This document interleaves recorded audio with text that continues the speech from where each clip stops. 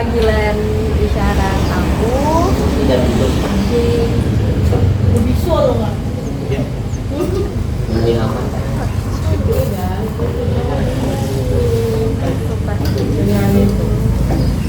Ini hari ini kita mau ngapain? Jadi hari ini kita akan melakukan wawancara menghadapi terhadap dengan sebagai JBI.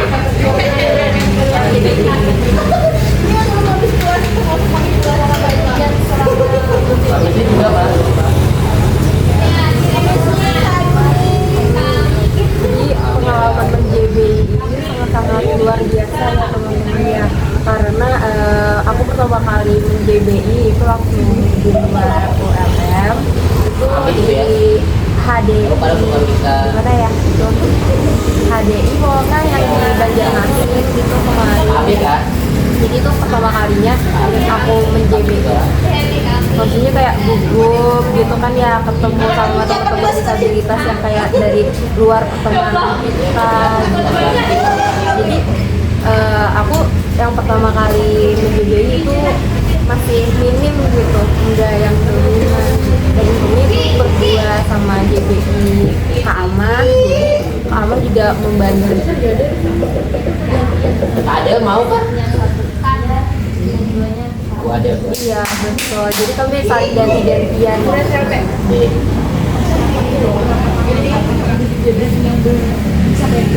Oh, kalau yang untuk JBI yang PSBB banget ya.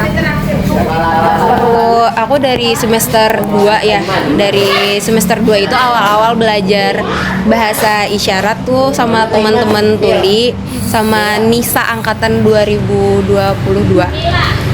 Nisa angkatan 2002. Iya, sama Jahra juga, sama Mahmud juga itu. Sampai sekarang pun kayaknya masih belum sepede itu gitu, karena masih takut nih kosakata ini salah gitu.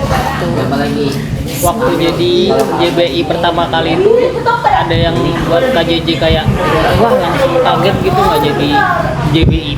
Iya, karena perbedaan bahasa gitu kan, bahasa Besindo ini beda-beda ya teman-teman ya, di Banjarbaru sama Banjarmasin beda-beda gitu.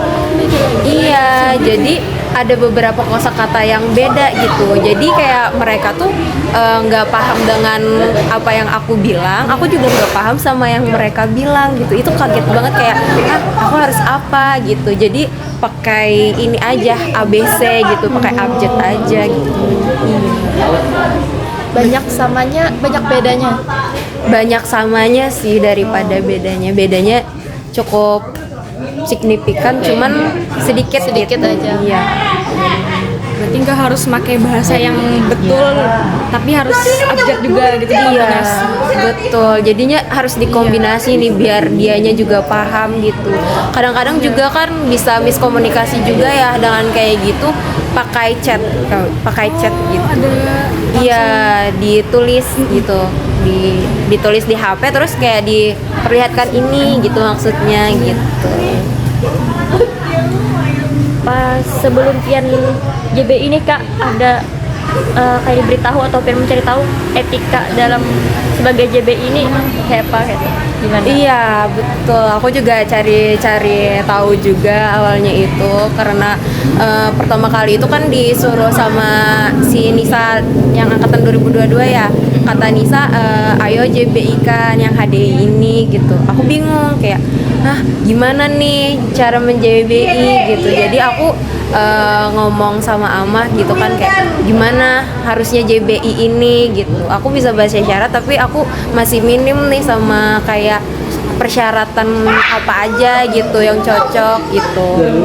Terus juga sharing-sharing juga sih sama Amah kemarin itu tentang bagaimana etikanya JBI. Pian sebelumnya jadi volunteer atau volunteer teman tuli? Enggak, aku di situ aku enggak yang jadi volunteer gitu.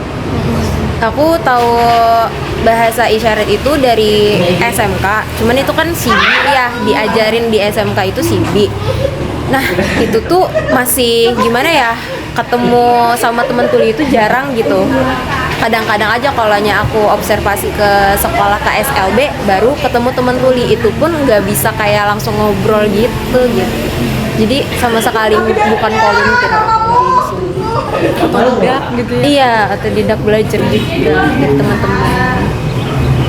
Kan yang pertama kali pian menjabe ini kan pastinya gugup kayak kan percaya diri. Nah itu strategi dari dalam diri pian nih kayak apa kak? Sekira kadang gugup lagi Oh, gitu. sekira Kayak menguasai panggung kan. Ya, atau ada dari orang lain juga yang menyemangati itu. Iya. Nah, aku tuh tipikal kayak ngikut alur gitu ya. Kayak kalaunya audiensnya juga baik atau kayak menerima aja nih gitu, aku jadi bisa aja gitu mempercayakan diri aku gitu. Kalaunya audiensnya ini kayak dia kayak mukanya agak kebingungan, nah di situ aku bisa nervous dan bisa jadi kayak ngeblank gitu. Kalaunya aku biasanya aku lagi ngeblank itu aku diem dulu kayak gini, kayak pola diem dulu terus mencerna apa yang kata orang baru aku JBI-kan lagi. Berarti nggak spontan juga nggak apa-apa ya kak? Asal Iya. dengerin dulu maknanya baru. Iya, jadi langsung kayak menyampaikan informasi intinya aja gitu. Boleh berarti nanti. Iya sebenarnya bisa. Misalkan informasi itu tuh bisa tersampaikan kepada audiensnya gitu. Tapi misalnya pian nih merasa tangan lo itu kayak ya salah isyaratnya gitu lah. Iya. Emang Iya. Gimana tuh? Nah, aku pernah kayak gitu ya. Aku langsung kayak aku teruskan aja berisyarat nih. Tapi di akhirnya itu aku kasih tahu gitu, yang tadi itu salah gitu. Jadi aku kasih tahu juga yang benernya gimana. Kalaunya akunya lupa kayak oh iya ini salah apa benar gitu kan. Nah, itu tuh aku tanyakan lagi setelah di akhirnya gitu. Di akhir dari sesi aku men-JBI aku tanyain lagi gitu. Yang tadi benar apa salah gitu. Berarti ada pertemuan lagi setelah MJBI itu kak? Iya betul, ada pertemuan lagi setelah itu. Jadi nggak langsung kayak Hilang. nyelon pergi. Iya, enggak. Gitu. Harus ada pertemuan lagi gitu sama temen tulinya. Menjelaskan kembali. Iya.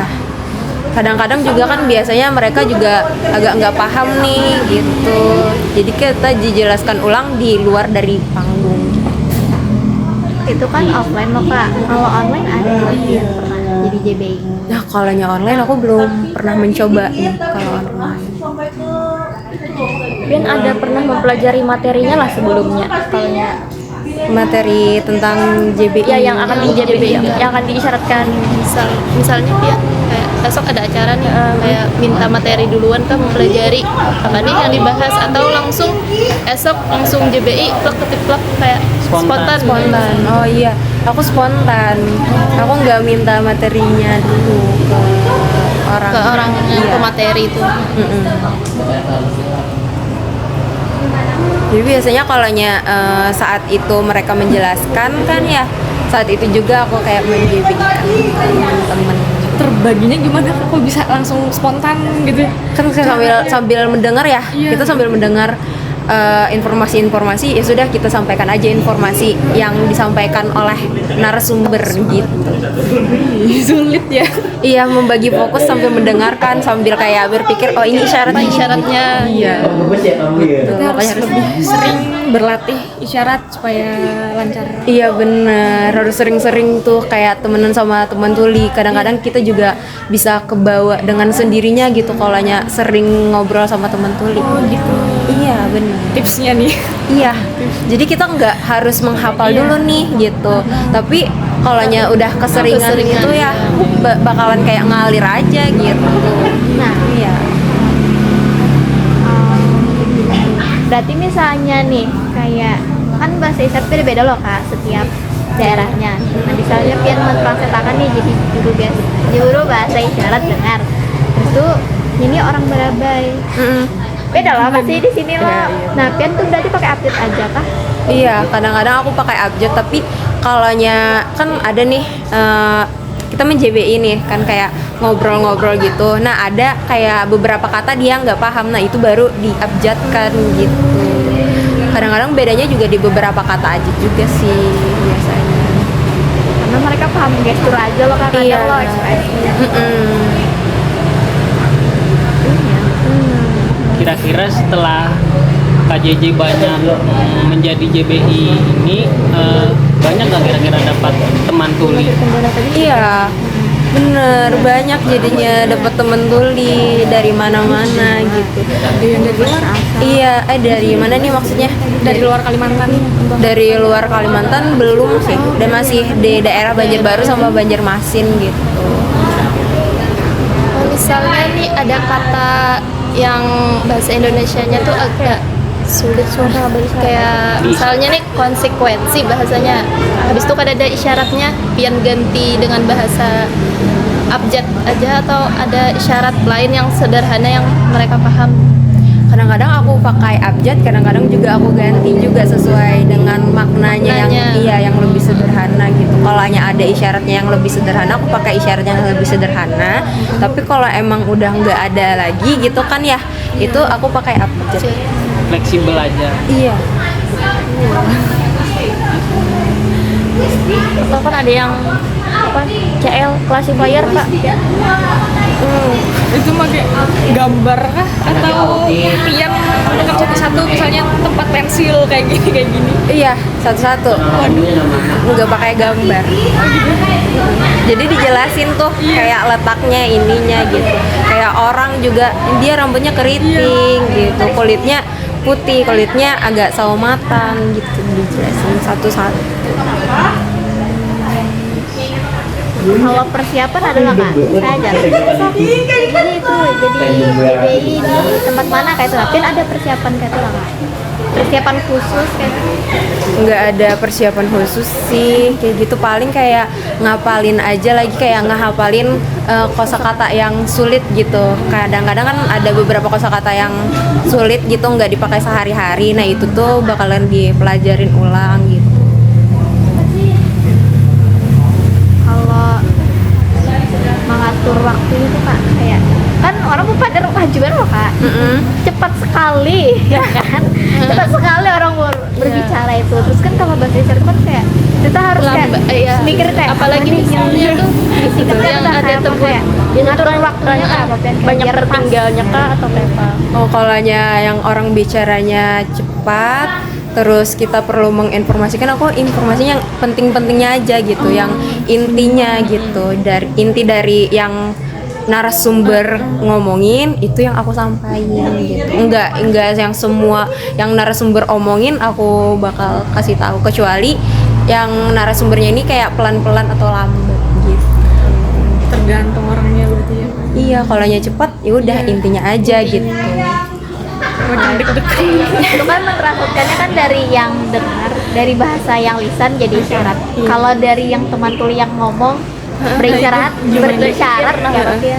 Pernah kemarin kan pas sesi tanya jawab ya, terus itu ada teman tulinya yang kayak cepet banget, itu tuh aku bakalan suruh kayak pelan-pelan gitu, pelan-pelan aja gitu. Jadi aku nerjemahinnya juga bakalan apa sih enak gitu. Iya, kalau dia pelan-pelan. Kadang-kadang teman tuli ini nggak, kadang-kadang sih, tapi biasanya teman tuli juga kayak paham kalau kita kesulitan juga gitu kalau dia bicaranya cepat. Penasaran kan Pian tadi belajar dari SMK. Nah, itu tuh emang ada apa namanya gurunya kah atau Pian otodidak kayak Nisa yang angkatan kita 23? Oh, aku kan SMK jurusan pekerjaan sosial. Jadi Ada kak SMK? ada SMK 2 Banjarbaru. Banjarmasin. SMK 2 Banjarmasin. Di situ ada pekerja sosial. Jadi di situ tuh kan ada beberapa advokasi nih. Ada advokasi, vokasi. Ada disabilitas, ada hukum itu tentang BNN gitu, rehabilitasi nafsa, terus sama ini apa, lansia. Nah itu, jadi kami diajarin juga di situ gitu tentang anak-anak disabilitas kayak gimana gitu. Jadi Pian masuk ini tertarik dari taunya dari situ. Iya betul, jadi kayak mensesuaikan gitu biar satu linear gitu nyambung. Baru tahu.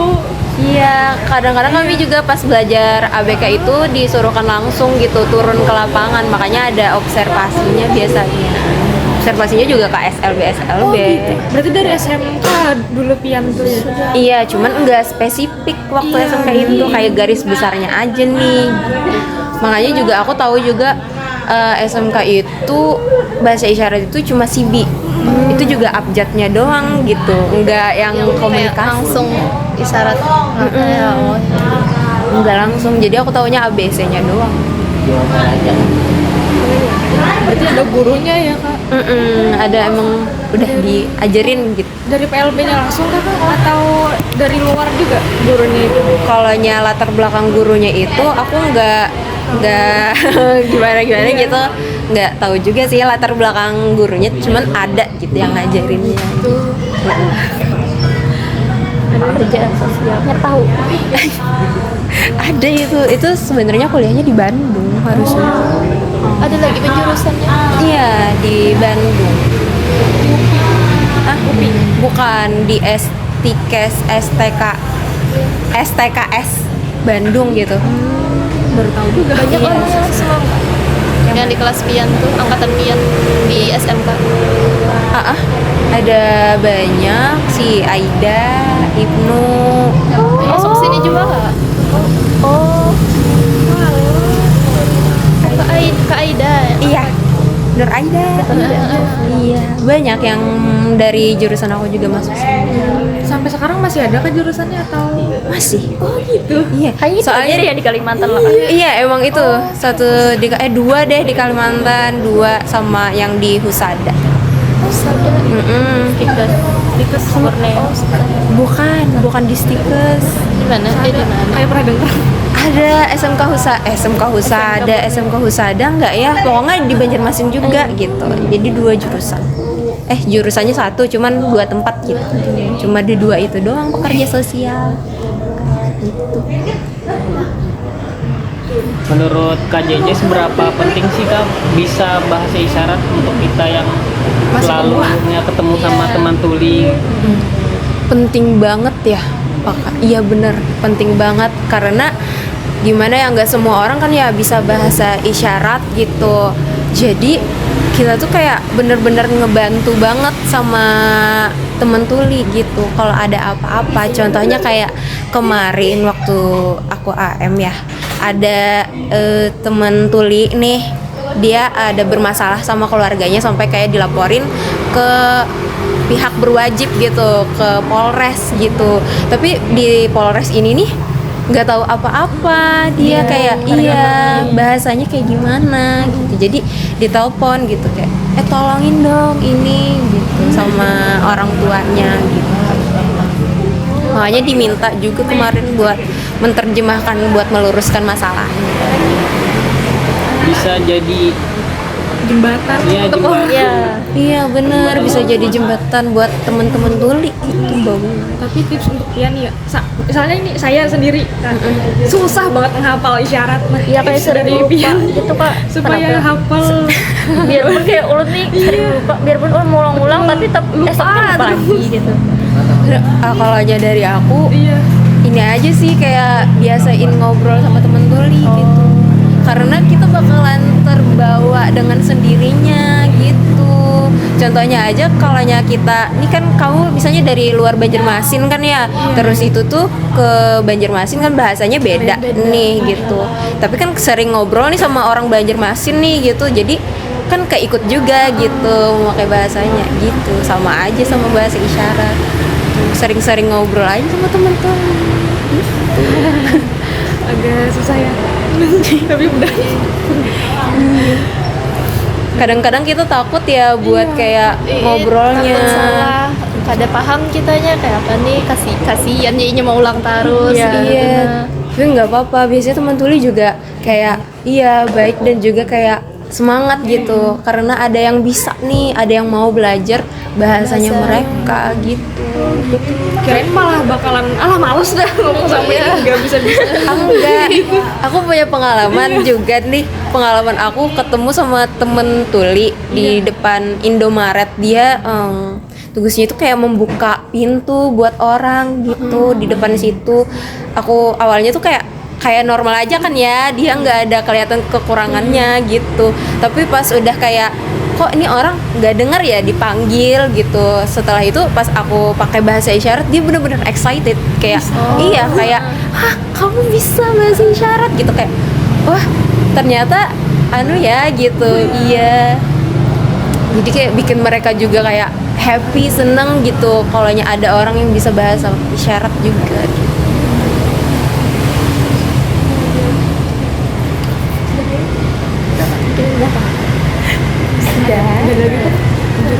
Udah begitu.